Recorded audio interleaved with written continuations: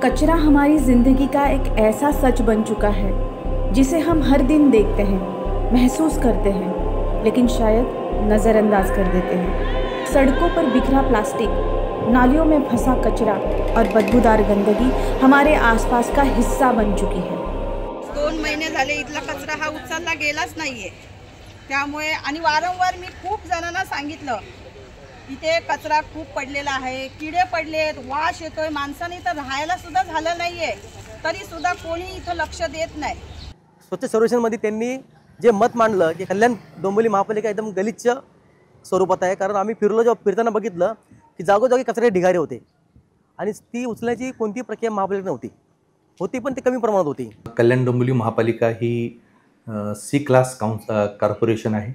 आपला जवळजवळ 116 square kilometre area आहे आणि आपल्याकडे जवळजवळ 750 ते 800 टन सध्या कचरा जनरेट होतो आहे आणि हा जनरेट झालेला कचरा त्याचं वाहतूक करणे, तो आपल्या प्रोसेसिंग प्लांटवर नेणे आणि त्याच्यावर प्रक्रिया करण्याची जबाबदारी बेसिकली महापालिका पार पडते। आपल्याकडे 10 ॲडमिनिस्ट्रेटिव्ह वॉर्ड आहेत आणि या वॉर्डमधील संपूर्ण घनकचरा कलेक्शन, वाहतूक आणि प्रोसेसिंग महापालिकेतर्फे केलं जातं। बऱ्याच अडचणी याच्यामध्ये आहेत। आपण जसं आता म्हटल्याप्रमाणे आपली जे काही वर्गीकरण आहे, टोटल जे आपल्याकडे जवळजवळ 6 लाख प्रॉपर्टीज आहेत आपल्याकडे, हाऊसहोल्ड म्हणता येईल त्याच्यामध्ये, आणि कमर्शियल प्रॉपर्टी, तर या संपूर्ण 6 लाख अंदाजे प्रॉपर्टीचा कचरा कलेक्शन करणं आणि त्याच्यावर प्रक्रिया करणं आपण करत आहोत। तर अडचणी याच्यामध्ये आहेत की काही झोपडपट्टी चाळ हा भागही आपल्याकडे मोठ्या प्रमाणात आहे, त्याच्यामध्ये घंटागाड्या त्यापर्यंत पोचणं या अडचणीचा काही भाग आहे। हाऊस टू हाऊस कलेक्शन करणं थोडंसं अडचणीचं येतं आहे, त्यामुळं रस्त्यावर काही ठिकाणी कचरा पडलेला आढळतो आणि सदरचा कचरा हा महापालिकेतर्फे आपण उचलतो आहे, पण तरीही दररोज तिथं कचरा पडतो आहे।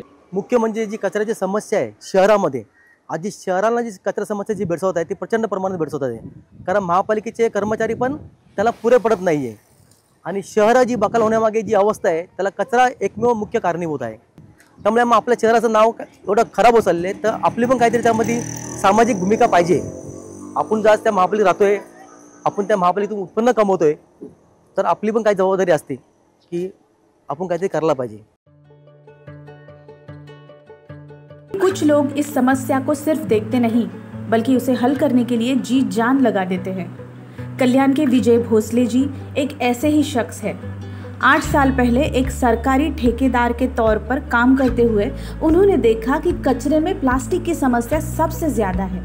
उन्होंने तय किया कि इस प्लास्टिक को ख़त्म करने के लिए कुछ करना होगा।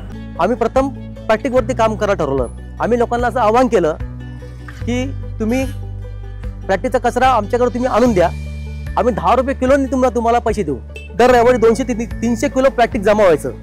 असं करून 1.5 ते 2 वर्ष आम्ही खूप प्लास्टिक गोळा केला आणि ते प्लास्टिक आम्ही द्यायचो महापालिकेला आणि महापालिका ते प्लास्टिक पुण्याला एक ऊर्जा फाउंडेशन संस्था आहे, ऊर्जा फाउंडेशन, की त्या प्लास्टिकपासून डिझेल तयार करते, तर ते डिझेल त्यांना द्यायचो आम्ही त्यामुळे नामत पैसे घेत नव्हतो।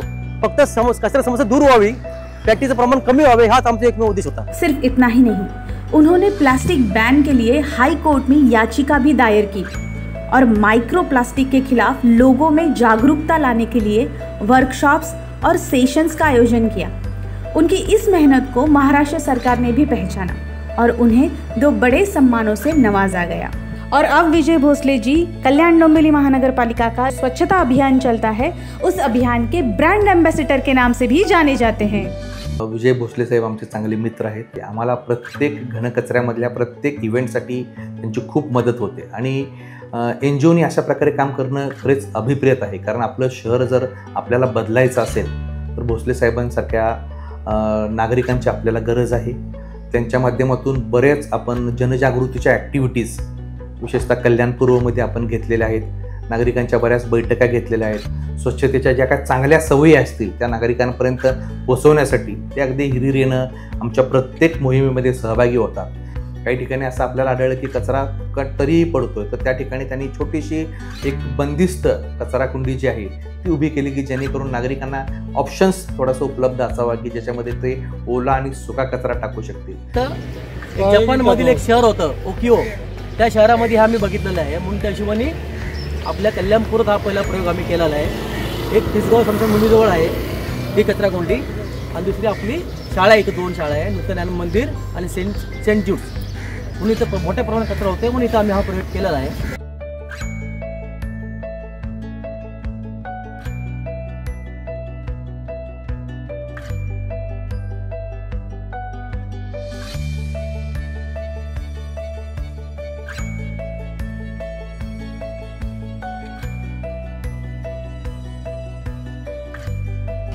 सर कसला फोटो काढला तुम्ही, काय हा करताय? G4चा फोटो काढला. हा हा G4चा फोटो काढला, आधी कचरा पडलेला होता इथे, हा. तो आता आम्ही क्लीन केला. आता त्याचा आफ्टरचा फोटो काढून घेतला.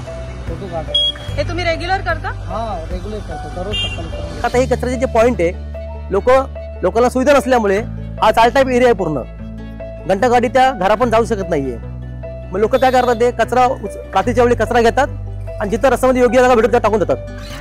त्यामुळे रस्त्यावरती कचऱ्याचं प्रमाण खूप असायचं. आम्ही काय केलं, मग असे पॉईंट आम्ही सर्वे केला आणि ते पॉईंट आम्ही काय केलं, शुचिकरण केले त्या पॉईंटचं.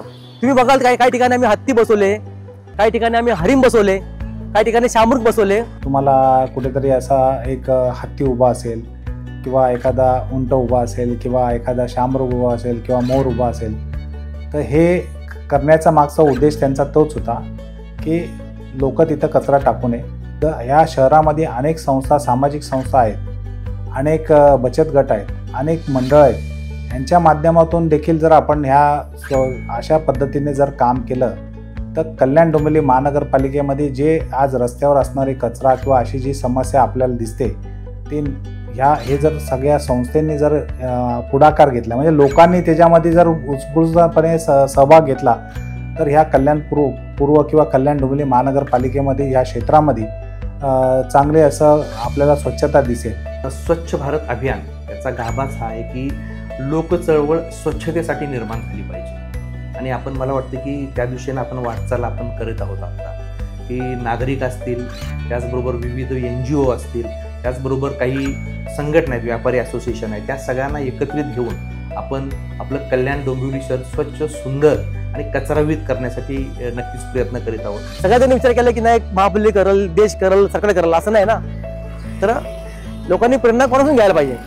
तर असे काही लोक, जसे आम्ही प्रेरणा घेतली संत गाडगेबाबापासून, महात्मा गांधीपासून, संत तुकडोजी महाराजापासून, हे आमचे प्रेरणास्थान आहे ना. तशीच लोकांनी पण कुठून तरी प्रेरणा घेतली पाहिजे ना. कोणतरी उतरलं तर लोक प्रेरणा करतील ना, प्रेरणा घेतील. एक आदर्श लोकांसमोर पाहिजे डोळ्यासमोर. विजय भोसले जैसे लोग हमें सिखाते हैं कि बदलाव एक व्यक्ति से भी आ सकता है अगर हम अपने आसपास की गंदगी और प्लास्टिक को खत्म करने की जिम्मेदारी लें, तो शायद हम भी अपने शहर, अपने गांव, अपने देश को प्लास्टिक मुक्त बनाने के लिए मदद कर सकते हैं.